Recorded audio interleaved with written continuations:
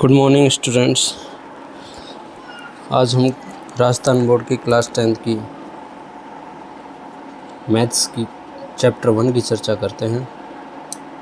नाम है वास्तविक संख्याएं, रियल नंबर्स। वास्तविक संख्याएं किसे कहते हैं?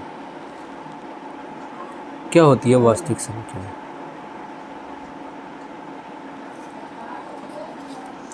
देखिए, परिभाषा अगर मैं लिखूं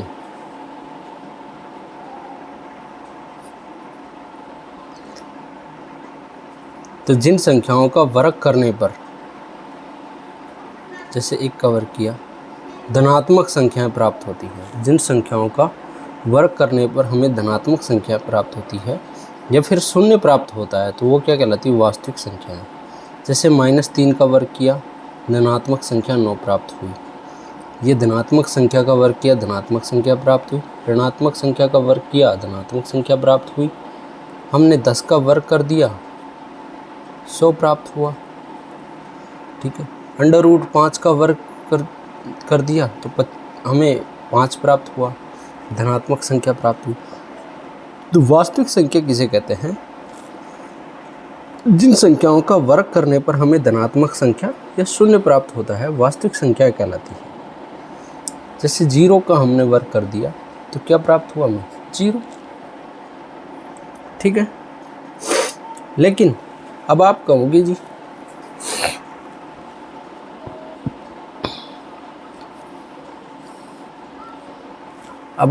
जैसे √-1 है, इसका हम वर्ग करेंगे तो √-1 का हम वर्ग करेंगे तो -1 प्राप्त होता है। ये हमारे पास धनात्मक संख्या नहीं है,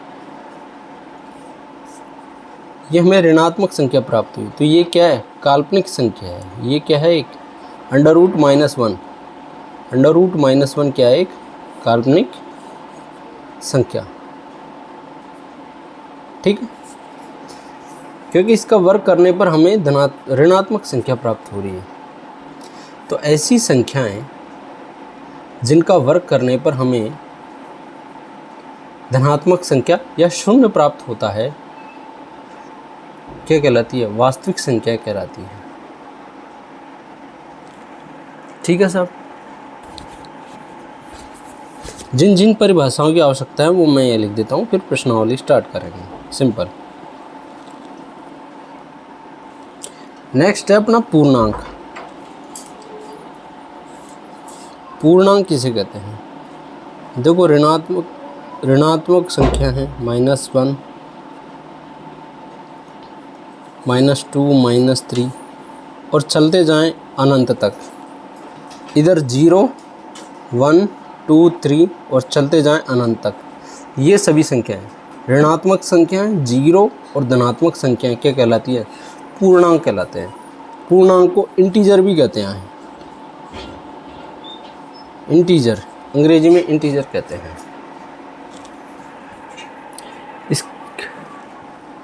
इसके बाद आती है हमारी परिमेय संख्या। परिमेय संख्या रेशनल नंबर।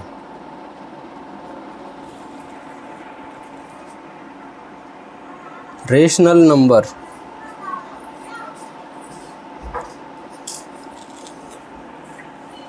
परिमेय संख्याओं की परिभाषा ये है कि ऐसी संख्याएं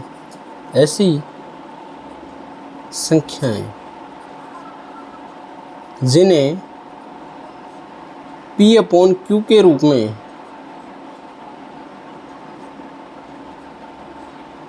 लिखा जा सके, P/Q के रूप में लिखा जा सके,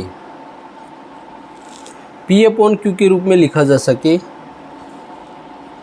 जहां P व Q पूर्णांक है तथा Q is not equal to 0, Q 0 के बराबर नहीं है, तथा HCF PQ का क्या होना चाहिए? 1 होना चाहिए। ऐसी संख्याएं जिन्हें P/Q के रूप में लिखा जा सके, ऐसी संख्याएं जिन्हें भिन्न के रूप में लिखा जा सके, अंश व हर के रूप में लिखा जा सके। P क्या है? यहाँ पर अंश है, P क्या है यहाँ पर, अंश है, और Q क्या है यहाँ पर, हर है। ठीक है, इसके रूप में लिखा जा सकता है। P व Q पूर्णांक है, ये दोनों क्या है, पूर्णांक है, लेकिन Q 0 के बराबर नहीं है।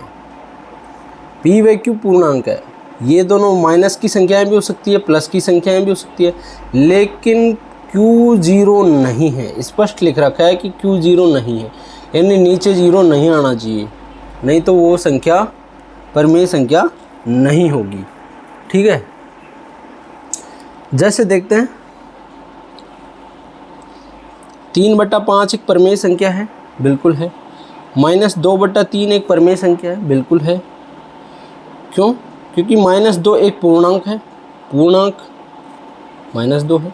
नीचे 3 प्लस की संख्या है, ये भी एक पूर्णांक है, और Q 0 के बराबर नहीं है, नीचे 0 है ही नहीं।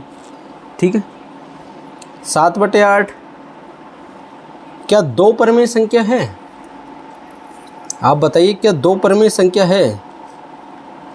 बिल्कुल है, 2 परिमेय संख्या है, क्योंकि इसको 2/1 लिख सकते हैं हम। ये P हो गया, ये Q हो गया। 1 से डिवाइड करने पर, 1 से भाग देने पर इसमें कोई फ़र्क नहीं पड़ेगा, इसमें कोई प्रभाव नहीं पड़ेगा।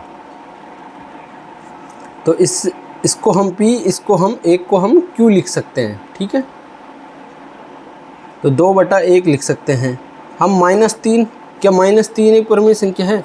बिल्कुल है, क्योंकि -3 को -3/1 लिख सकते हैं, जहाँ पर -3 क्या है, P, और 1 क्या है, Q।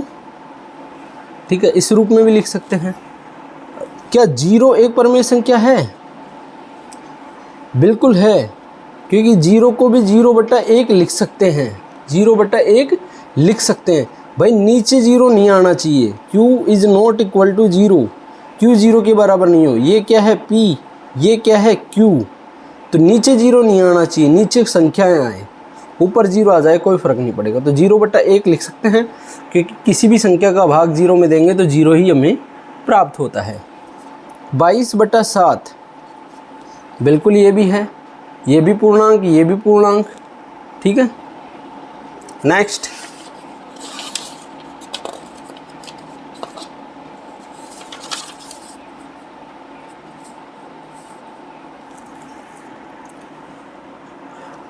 √25,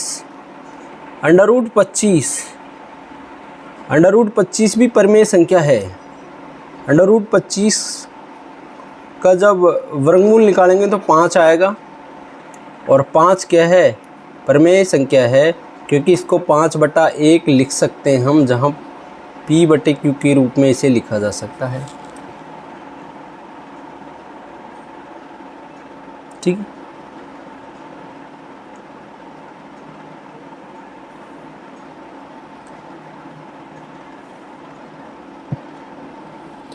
अब SCF की हमने बात की थी कि SCF क्या होना चाहिए, SCF P और Q का क्या होना चाहिए।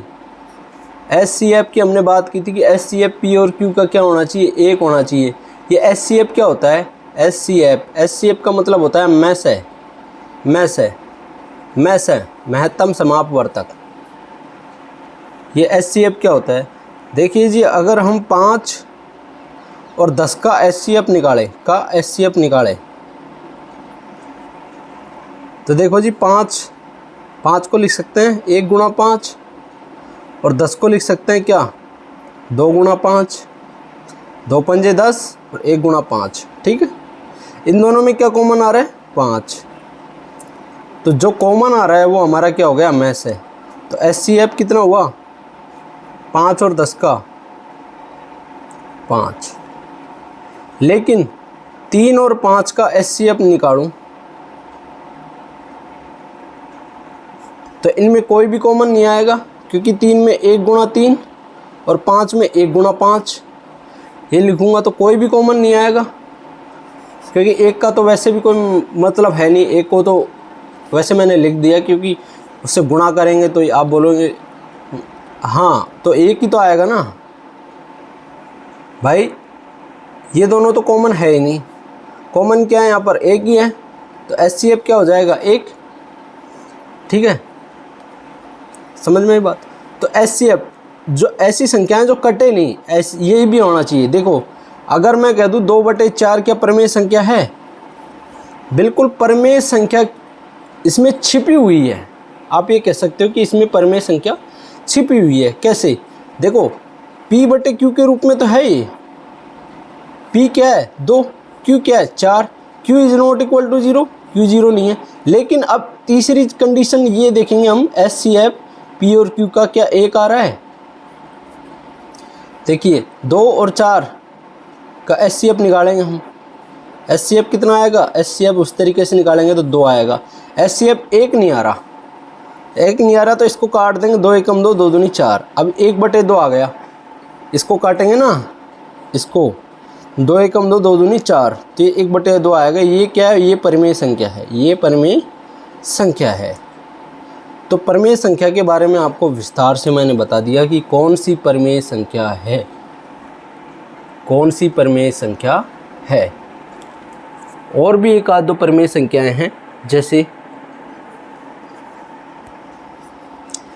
जिन संख्याओं का दशमलव प्रसार शांत होता है, जैसे 3.14 है।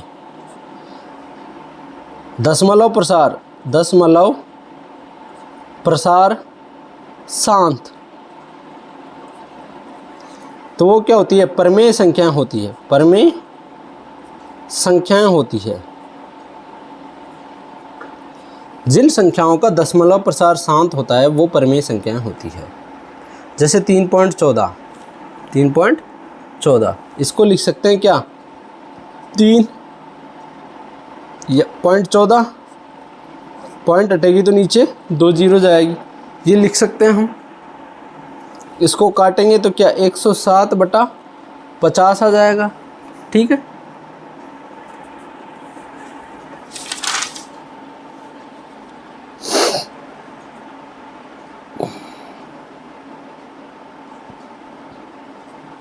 और एक चीज़ और है, दशमलव प्रसार क्या हो? अशांत हो, लेकिन क्या होनी चाहिए? आवर्ती होनी चाहिए। दशमलव प्रसार अशांत हो लेकिन आवर्ती होनी चाहिए। जैसे मैं कहूँ 7 3 4 4 4, इसको मैं लिख देता हूँ 7 3 4 के ऊपर बार। देखिए दशमलव प्रसार क्या है? दशमलव प्रसार क्या है? अशांत आवर्ती। ठीक है, आवर्ती हो रही है 4 की, तो ये क्या है? इसको P/Q के रूप में लिखा जा सकता है। ये क्या परिमेय संख्या है। अब बात कर लेते हैं भाई अपरिमेय संख्याओं की। अपरिमेय, अगले पेज में देखिए,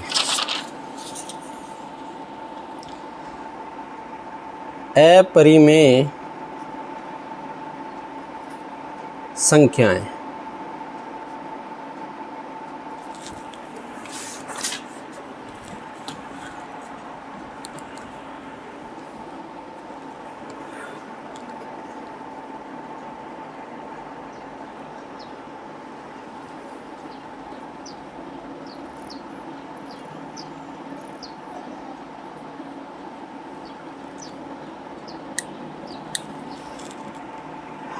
अभाज्य संख्या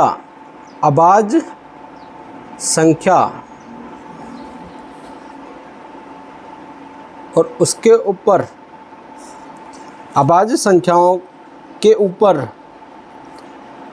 अंडर रूट जहाँ लगा हुआ होता है वो संख्या परिमेय संख्या, वो संख्या अपरिमेय संख्याएं कहलाती है। अंडर रूट अभाज्य संख्याएं, रूट अभाज्य संख्या अपरिमेय संख्या कहलाती है। जैसे मैं कहूँ कि √2 क्या है? अभाज्य संख्या, इसके ऊपर रूट लग रहा है। √3 क्या है? अभाज्य संख्या, इसके ऊपर रूट लग रहा है। √5 क्या है? अभाज्य संख्या, इसके ऊपर रूट लग रहा है। √7, इस तरह से ये संख्याएं क्या है? अभाज्य संख्याएं कहलाती हैं। अब बात करते हैं प्रश्नावली 1 की।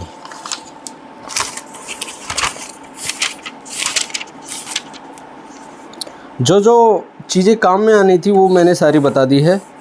अब जो जो चीज़ें ज़रूरत होगी वो बीच में डिस्कस कर लेंगे। ठीक है,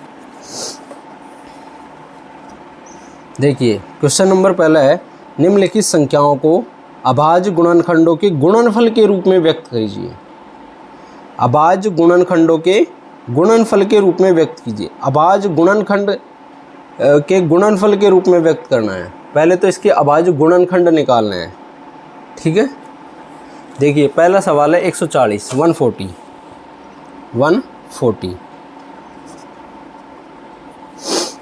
इसके अभाज्य गुणनखंड करेंगे। देखिए हल कैसे करना है, यहाँ पर लिखेंगे हल। इसमें सबसे छोटी संख्या 2 का क्या देंगे, भाग देंगे। 7 बार जाएगा 0, फिर 2 का भाग देंगे। 2 का भाग 35 बार जाएगा। अब 2 का भाग नहीं जाएगा, थोड़ा बहुत आपको प्रयास भी करना पड़ेगा, कैलकुलेशन करनी पड़ेगी, तो टाइम भी आपका बचेगा। 2 का भाग दे के देख लो, नहीं जाएगा वैसे भी। और वैसे भी पता करना हो तो अंत में 5 है, अंत में 5 होता है तो 5 का ही भाग जाता है। 5 का भाग देंगे तो 7 बार गया, 7 का दिया, 7 में 7 का ही जाएगा 1 बार। तो अभाज्य गुणनखंड क्या क्या है, 2 2 5 7। इनको गुणनफल के रूप में व्यक्त करना है तो लिखेंगे ऐसे 140 के अभाज्य गुणनखंड क्या है, 2 गुणा 2 गुणा 5 गुणा 7। इसको ऐसे भी लिख सकते हैं 2 की पावर 2 गुणा 5 गुणा 7। ये हमारा क्या हो जाएगा, आंसर हो जाएगा। नेक्स्ट है भाई 156, सेकंड है 156। तो 156 के अभाज्य गुणनखंड हमें निकालने हैं। 2 का भाग दिया 2 7 14, 2 8 16, फिर 2 का दिया 2 3 6, 2 9 18। अब 39 रह गए। लास्ट में सम संख्याएं होती है तो ही 2 का भाग जाता है। लास्ट में सम संख्याएं हो या फिर 0 हो तो ही 2 का भाग जाता है, ठीक है। 39 है तो 2 का भाग जाएगा नहीं, कितने का जाएगा, 3 का। 13 बार जाएगा, 13 में 13 का ही जाता है, ठीक है। तो 156 के अभाज्य गुणनखंड कितने आए, 2 गुणा 2 गुणा 3 गुणा 13। इसको लिख सकते हैं क्या, 2 की पावर 2 गुणा 3 गुणा 13। ये हमारा क्या हो जाएगा, आंसर हो जाएगा। तीसरा सवाल 3825। देखिए भाई 3825 के क्या करेंगे, अभाज्य गुणनखंड निकालेंगे।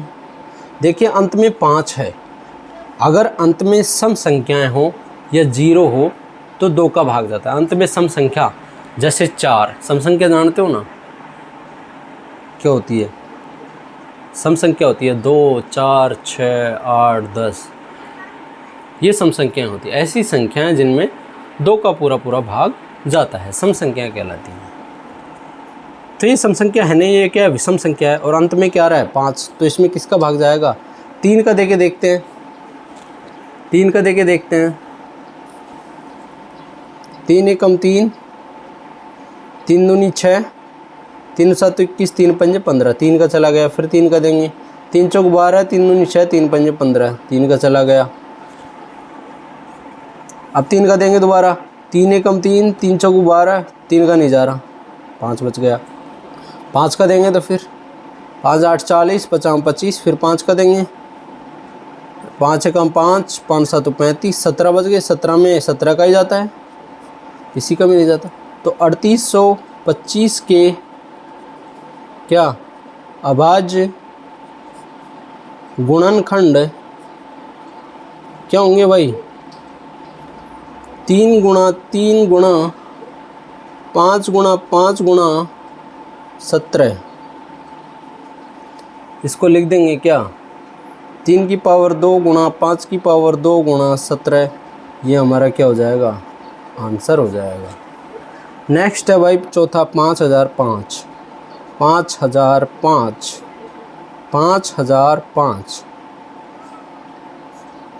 देखिए भाई इसमें 3 का देके देखते हैं। अगर विषम संख्या 3 एकम 3, 2 बच गए, 3 6 18, 2 बच गए, 3 6 18, 2 बच गए, 25 रह गए, लास्ट में नहीं जा रहा, तो 5 का ही देंगे भाई। 5 एकम 5 0 0, 5 एकम 5, अब इसमें किसका दे भाई,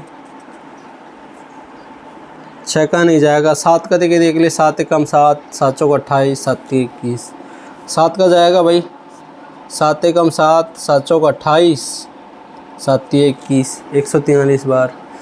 8 का नहीं जाएगा, 9 का, 9 एकम 9, 53 बच गए, 9 का नहीं जा रहा, 10 का नहीं जाएगा, 11 का दे के देख ले, 11 एकम 11, 11 33, 13, अब 13 में 13 का ही जाएगा, तो क्या भाई 5005 के अभाज्य गुणनखंड क्या होंगे, 5 गुणा 7 गुणा 11 गुणा 13, ये हमारा क्या हो गया आंसर।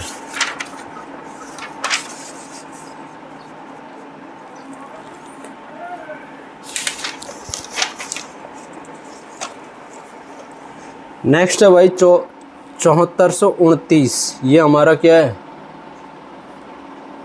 दिख नहीं रहा, 5वां सवाल है हमारा 7429, इसके अभाज्य गुणनखंड निकालना है। 7429, देखो भाई लास्ट में 9 आ रहा है, 3 का दे के देखते हैं, इसमें 17 का जाएगा, 17 से पहले किसी का भी भाग नहीं जाएगा, 17 चौको 68, बच गए कितने 68, 2 70, अच्छा 74, 6 बच गए, 62 हो गए, 17 दूनी 34, 17 × 51,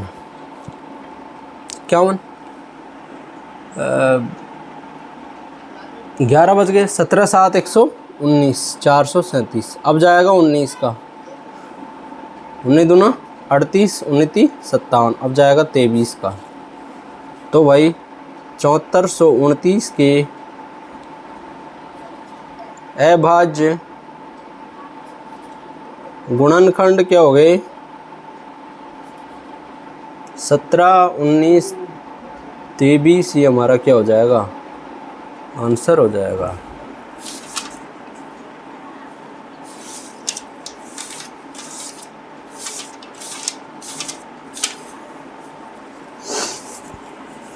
अब नेक्स्ट है दूसरा प्रश्न, देखिए ये पहला प्रश्न था जो आपने लिख लिया, दूसरा प्रश्न आप लिख लीजिए, पूर्णांकों के निम्नलिखित युग्मों के एचसीएफ और एलसीएम निकालिए तथा इनकी जांच कीजिए कि दो संख्याओं का गुणनफल एचसीएफ गुणा एलसीएम होता है। दो संख्याओं का गुणनफल एचसीएफ और एलसीएम के बराबर होता है, ये हमको जांच करनी है बाद में। पहले क्या निकालना है, एचसीएफ निकालना है और एलसीएम निकालना है। एचसीएफ निकालना आपको बता दिया, दोबारा से बताऊंगा। एलसीएम निकालना भी आपको बताऊंगा, और एचसीएफ और एलसीएम आपको ये प्रूफ करना है बाद में कि दो संख्याओं का गुणनफल एचसीएफ गुणा एलसीएम होता है। पहला सवाल लेते हैं 26 और 91। दूसरे का पहला एचसीएफ व एलसीएम निकालना है, एलसीएम निकालना है, ठीक है। 26 है व 91 है। देखिए भाई 26 के टुकड़े कर सकते हम, 2 का भाग दिया 13 बार, फिर 13 एक बार। ऐसे 91 के कर सकते हैं हम, 7 का दिया 13 बार, फिर 13 का दिया एक बार, ठीक है। तो 26 को लिख सकते हैं क्या, 2 गुणा 13, और 91 को क्या लिख सकते हैं, 7 गुणा 13। तो एचसीएफ क्या हो जाएगा, एचसीएफ के लिए मैंने बताया था वह संख्या जो मिल रही है दोनों में, जो दोनों में कॉमन है, वो संख्या क्या है, इनका एचसीएफ है। तो एचसीएफ क्या हो जाएगा यहाँ पर 13, और एलसीएम निकालेंगे तो देखो ये 13 तो लेंगे, यानी एचसीएफ तो लेंगे, ये जो कॉमन है इसको एक बार लेंगे, एचसीएफ तो लेंगे। ये 13 2 बार है, ये मिल रही है, इनमें से एक 13 तो लेंगे, ये कह दो, या फिर ये कह दो कि एचसीएफ है उसको तो लेंगे। बची हुई संख्याएं 2 और 7, इनको भी ले लेंगे। तो कितनी हो गई, 13 गुणा 14, कितना हो गया,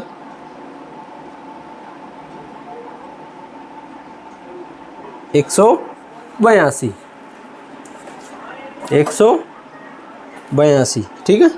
मल्टीप्लाई करने पे ये हमारा आ गया एलसीएम, ये हमारा आ गया था एचसीएफ, ये हमारा आ गया एलसीएम। अब प्रूफ करना है हमें प्रूफ करना है हमें, प्रूवन दैट दो संख्याओं का गुणनफल, दो संख्याओं का गुणनफल किसके बराबर होता है? HCF और LCM के गुणनफल के बराबर होता है। संख्याएं कौन कौन सी दे रखी हैं? 26 और 91। इनका गुणनफल किसके बराबर है? HCF कितना है? 13 और LCM कितना है? 182। 26 और 91 को गुणा करो, गुणा करो भाई, कितना आएगा?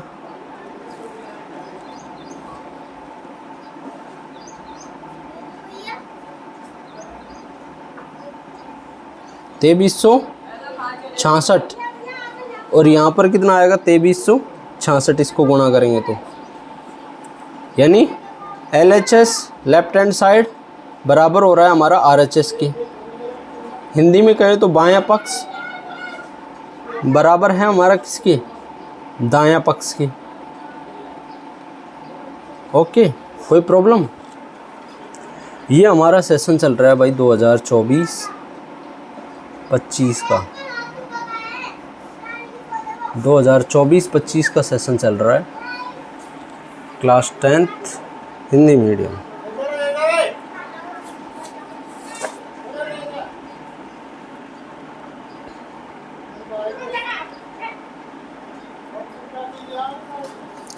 नेक्स्ट है भाई दूसरा सवाल है,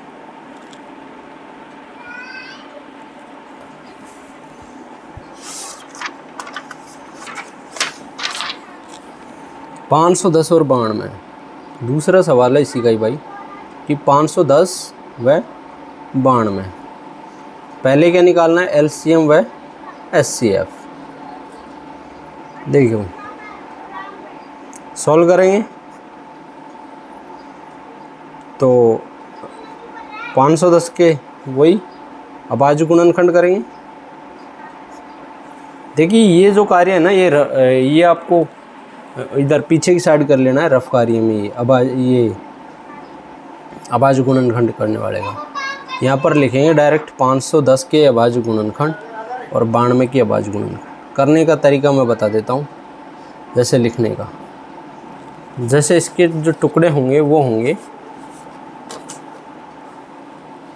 2 का भाग दिया, 2 दूनी 4, 2 पंजे 10, 2 पंजे 10, फिर 3 का दिया, 3 8 24, 3 पंजे 15, फिर 5 का दिया 17 बार, फिर 17, ये 17 का ही जाएगा। ठीक है, और इसी प्रकार से इसका निकालेंगे 92 का, यही निकाल लेते हैं। 92 का निकालेंगे, 2 का दिया, 2 चौको 8, 2 छिक्की 12, फिर 2 का दिया, 2 दूनी 4, 2 तिया 6, फिर 23। अब देखिए भाई 510 की करना कैसे है? ये दोनों तो आपको रफ कार्य में करना है पीछे। ठीक है, 510 के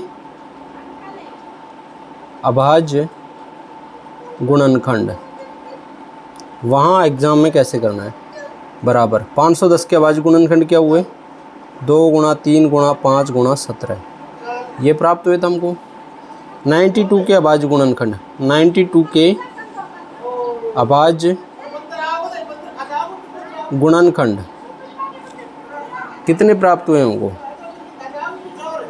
92 के अभाज्य गुणनखंड 2 × 2 × 23। HCF निकालेंगे हम। HCF किसका? 510 और 92 का, इन दोनों का HCF निकालेंगे। HCF मैंने बताया था दोनों में क्या कॉमन आ रहा है? 1 2 कॉमन आ रहा है, मतलब दोनों में यहाँ भी 2 है और यहाँ भी 2 है, बस एक बार है। ठीक है, यहाँ 2 है लेकिन यहाँ 2 नहीं है, यहाँ 2 है लेकिन यहाँ 2 नहीं है, इसलिए अगला 2 कॉमन नहीं आएगा, सिर्फ एक ही 2 कॉमन आएगा, क्योंकि यहाँ भी 2 है यहाँ भी 2 है, तो एक ही बार 2 को कॉमन लेंगे। तो HCF क्या आ गया हमारे पास? 2। LCM कैसे निकालेंगे? देखो LCM 510 और 92 का, HCF को तो ले लेंगे 2 को, इसको इसमें से 2 को तो ले ही लेंगे, इनटू ये जो बचा है 2 इंटू 23 इंटू 3 इंटू 5 इंटू 17। शेष बची सारी संख्याओं को ले लेना है। एचसीएफ को तो लेना ही है। एचसीएफ कह दो या फिर ये कह दो कि इन दोनों में से, अरे ये गोला लगा दिया ना, इसमें से 1 2 ले लिया हमने, ठीक है। बची हुई सारी संख्याएं ले ली, ठीक है। अब इसका एलसीएम कितना आएगा? 23,460। अब अपन को क्या करना है? प्रूफ करना है। प्रूफ करना है अपन को। प्रूफ में लिखेंगे 2 संख्याओं का गुणनफल। 2 संख्याओं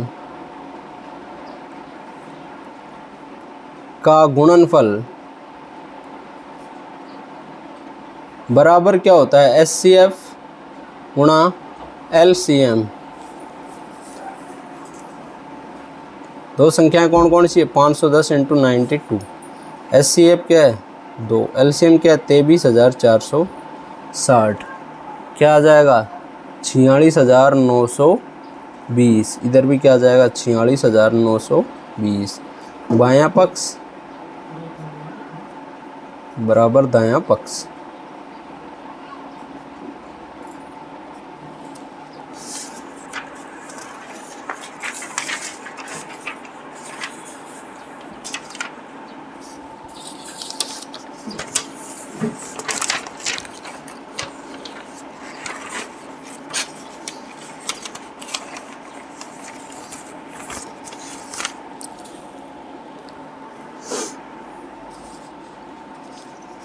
इसके बाद में तीसरा सवाल हमारा 336 और 54।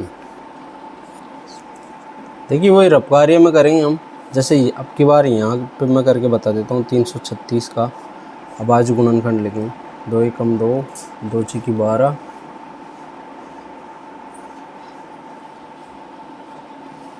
और 2 8 16, फिर 2 2 8 16, 2 चौको 8, फिर 2 2 चौको 8, 2 दूनी 4, फिर 2 21, फिर इसमें 3 का जाएगा, 3 7 21, ठीक है।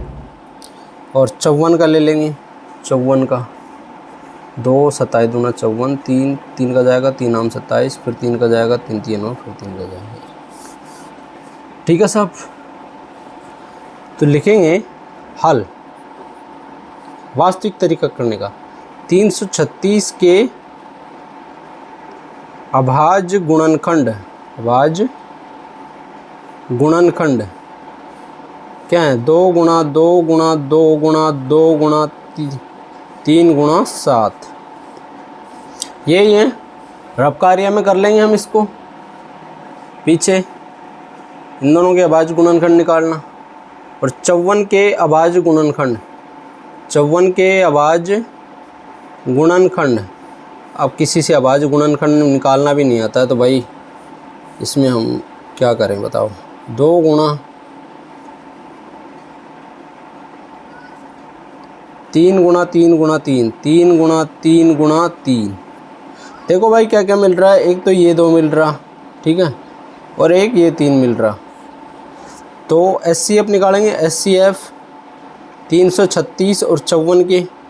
एचसीएफ क्या होता है? वह है सबसे छोटी संख्या जिसका भाग उन दोनों संख्याओं में जा सकता है। वह सबसे छोटी संख्या जिसका भाग इन दोनों संख्याओं में जा सकता है। सॉरी, छोटी नहीं, वह सबसे बड़ी से बड़ी संख्या।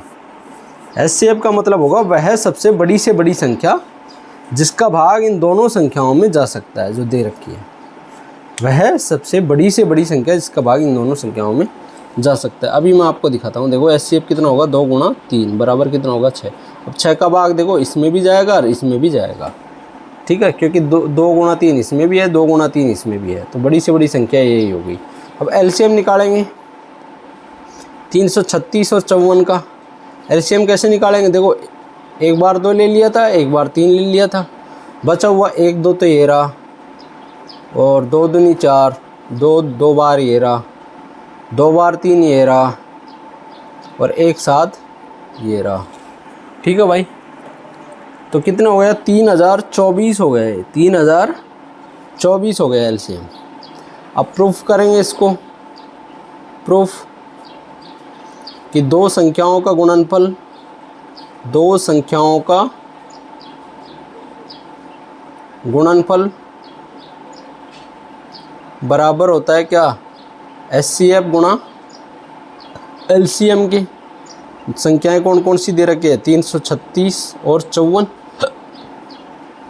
इनका गुणनफल किसके, एचसीएफ कितना है 6, एलसीएम कितना है 3024, कितना आएगा 18,144 आएगा। इधर भी कितना आएगा 18,144 आएगा। सेम वैल्यू आएगी, समान वैल्यू आएगी, समान संख्या आएगी दोनों तरफ, ठीक है। यानी बायां पक्ष बराबर क्या है, दायां पक्ष, ठीक है भाई। ये हमारा आंसर हो गया।